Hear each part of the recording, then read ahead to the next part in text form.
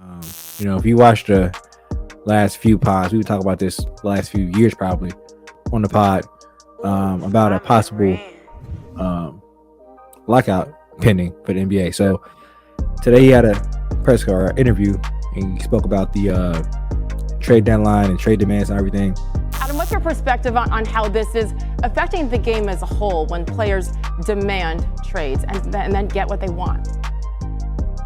Number one, you said you've been covering the league for a long time, so you know it's not a new issue.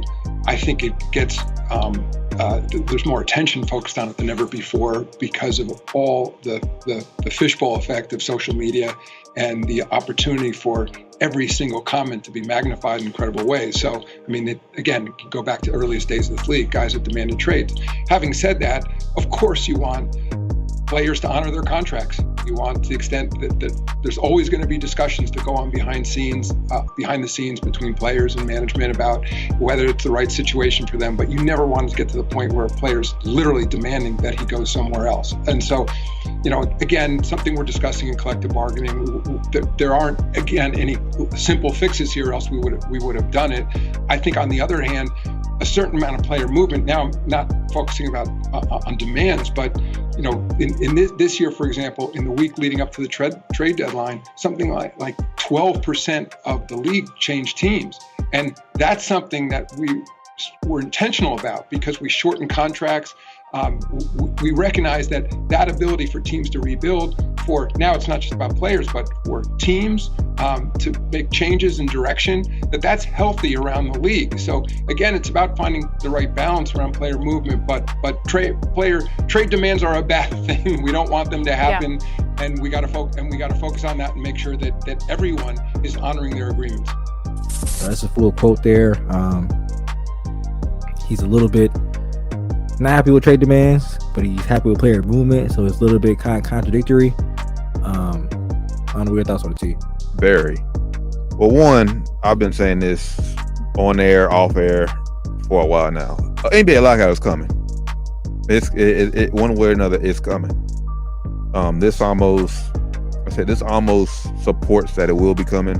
They said his statement, he's kind of contradicting himself, but he doesn't want players to have much control.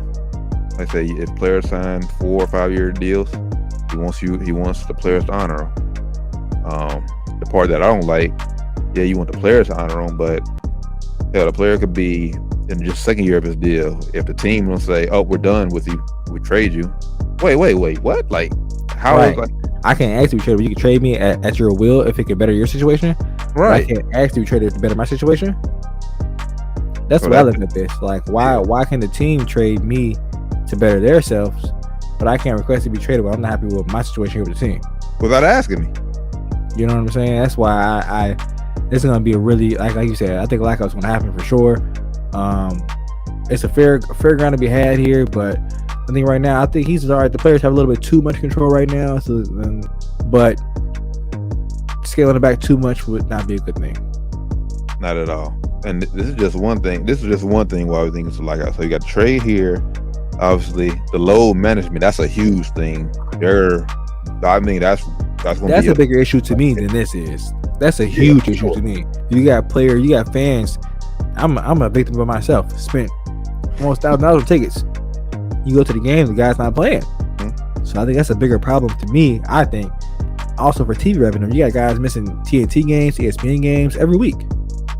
Hell, that happened. It just happened last Saturday night. And if you notice, I'm sure the networks are now getting networks. They're interviewing the guys now on the bench. What they're trying to do, so they get some kind of broadcast out of them. But they're losing money on that. I guarantee you they're losing money on that.